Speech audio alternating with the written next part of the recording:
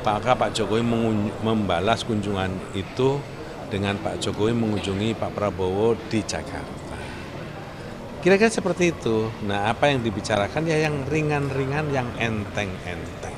Itu didukung karena ada upaya-upaya yang makin kuat bahwa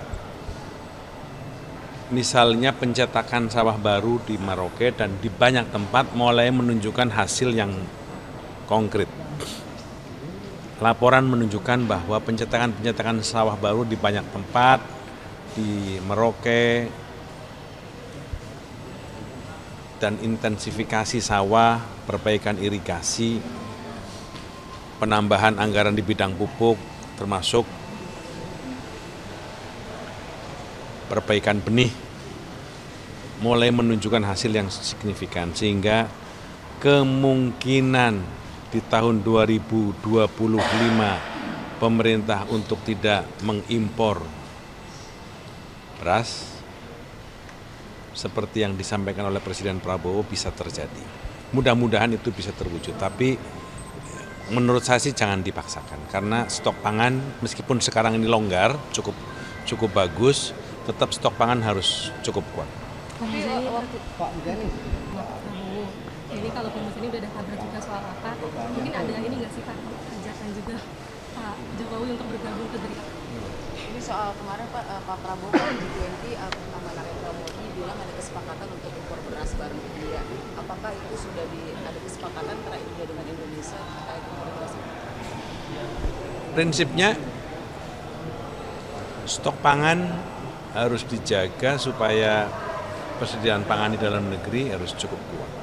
Dan Pak Prabowo akan berusaha sekuat tenaga untuk menjaga stok pangan dari persediaan yang bisa dihasilkan dari dalam negeri. Karena itu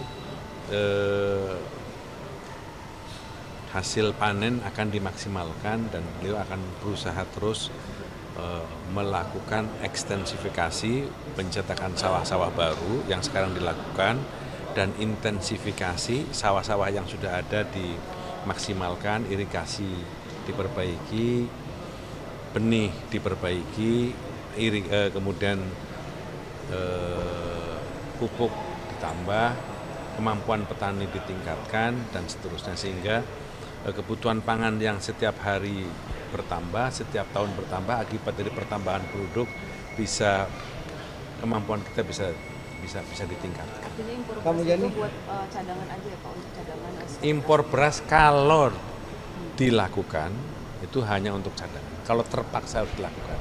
Tapi kalau kami perhatikan itu hanya akan dilakukan jika kondisinya terpaksa. Kalau menurut cerita teman-teman yang di kabinet itu kondisinya aman sekali. Dan sekarang kondisi stoknya paling aman. Pak Muzani, Pak. Pemerintah sedang membangun masjid negara baru di IKN. Ya. Harapannya seperti apa? Ya, masjid negara baru yang sekarang sedang dibangun di IKN bagian dari sarana dan prasarana yang dibutuhkan di IKN, karena nanti kalau kita pindah di IKN, tempat ibadah bagian dari yang dibutuhkan, apalagi kan masjid adalah sarana yang menjadi kebanggaan. Karena itu kami berharap masjid yang sedang dibangun di IKN tidak terlalu lama untuk bisa diwujudkan dan bisa jadi, supaya ada ikon baru, kebanggaan baru di IKN selain istana. Kapan masjid IKN jadi? Kami akan cek, kami akan tanyakan. Apa? Lu mau nanya apa? Yang lu tanya? Kan Bapak sekjen. Enggak, lu yang sama lu nanyain siapa? Kapan Pak? Enggak, lu mau nanyain siapa? Siapa? Kapan Pak? Gerindra. Lu mau nanyain siapa? Oh, Gerindra. Belum. Saya juga mau. Saya udah taken. Belum turun. Alhamdulillah. Ini kapan Pak? Ya mana tahu, beres itu udah. Kan sayang Pak, anggota dapil kita nih, saya dapil 5 Bogor kosong sekarang. Lah iya belum, tenang aja pasti dilantik. Gitu. Udah. Aman. Pertama, pertemuan Pak Prabowo dengan Pak Jokowi adalah pertemuan balasan dari Pak Jokowi membalas atas kunjungan Pak Prabowo ke Solo tempo hari. Itu kan dalam tradisi silaturahmi sesuatu yang biasa. Kunjung mengunjungi, balas membalas atas silaturahmi itu biasa.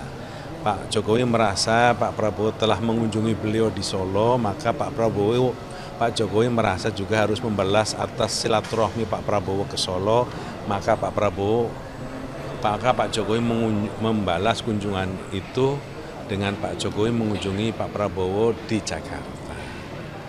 Kira-kira seperti itu. Nah, apa yang dibicarakan ya yang ringan-ringan, yang enteng-enteng. Ajakan ke partai gitu nggak ada? Ajakan ke partai Gerindra kan Pak PDIP sudah bilang kalau bukan Pak Jokowi udah bukan kadernya lagi. Nah, siapa tahu Gerindra mungkin mengajak atau gimana Pak? Secara spesifik enggak. Cuman prinsipnya kan kalau Gerindra adalah partai terbuka. Partai terbuka itu artinya kita terbuka dengan jangankan orang dengan sekaliber Pak Jokowi sebagai mantan presiden yang memiliki jasa dan ketokohan yang semua orang sudah mengakui, jika beliau mau bergabung tentu bagi kami kehormatan yang amat besar. Karena itu kami merasa mendapatkan kehormatan, tentu saja. Tetapi kan akhirnya terpulang kepada beliau semua. Dan kita kan akan kongres nanti di bulan Februari 2025.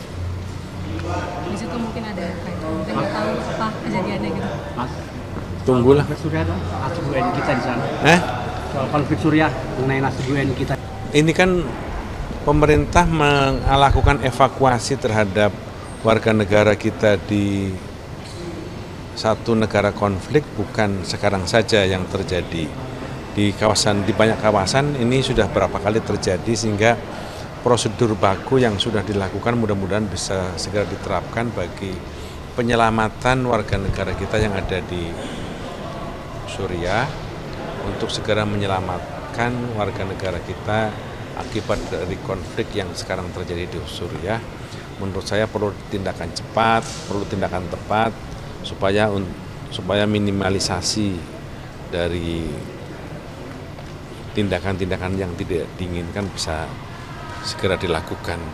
Kami merasa bahwa protokol terhadap itu pemerintah sudah melakukan dengan baik. Pak Sekjen, soal pilkada apakah ada langkah lanjutan dari Gerindra sendiri ataukah sebenarnya memberikan ucapan selamat? Ya, KPU sebagai lembaga yang berwenang untuk menyelenggarakan pilkada sudah mengumumkan dan hasilnya kita semua sudah tahu. Tentu saja kita menghormati dan menjunjung tinggi atas apa yang sudah diumumkan oleh Komisi Pemilihan Umum terhadap hasil pilkada yang diumumkan oleh KPU di Jakarta. Dan kita menghormati itu, tetapi juga kita menghormati atas keinginan untuk melakukan gugatan terhadap persoalan ini ke Mahkamah Konstitusi. Kita menghormati, nanti proses itu biarlah nanti di Mahkamah Konstitusi yang memutuskan. Karena apapun proses itu terbuka untuk terjadi di Mahkamah Konstitusi. Kan diberi waktu 3 hari apa ya setelah Iya, sidangnya. Nah, iya makanya. Ada jadwalnya belum Pak mungkin. Sekali lagi, satu kami menghargai keputusan KPU karena itu adalah lembaga yang punya kewenangan untuk mengumumkan hasil KPU. Kemudian yang kedua, keputusan paslon untuk mengajukan gugatan tentu saja itu menjadi kewenangan paslon dan tim untuk mengajukan gugatan itu. Silakan saja dan kita menghormati semua karena protokol untuk itu dimungkinkan. Tapi Pak Sekjen sendiri optimis bisa mengundurkan diri karena dari siarannya sendiri kan sebenarnya nggak tahu. Nanti KMK ya yang akan kita perhatikan, kita ikuti semuanya ya. Pak Muzani, soal PPN 12% DPR dan pemerintah sudah menyepakati untuk dikenakan ke barang mewah. Kalau sikap MPR sendiri supaya kebijakan rakyat seperti apa?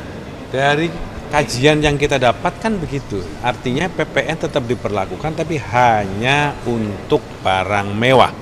Tidak dikenakan untuk makanan, tidak dikenakan untuk minuman, tidak dikenakan untuk transportasi, tidak dikenakan untuk kesehatan, tidak dikenakan untuk pendidikan, semua sektor yang terkait dengan kehidupan rakyat kecil tidak dikenakan PPN 12%, hanya barang mewah.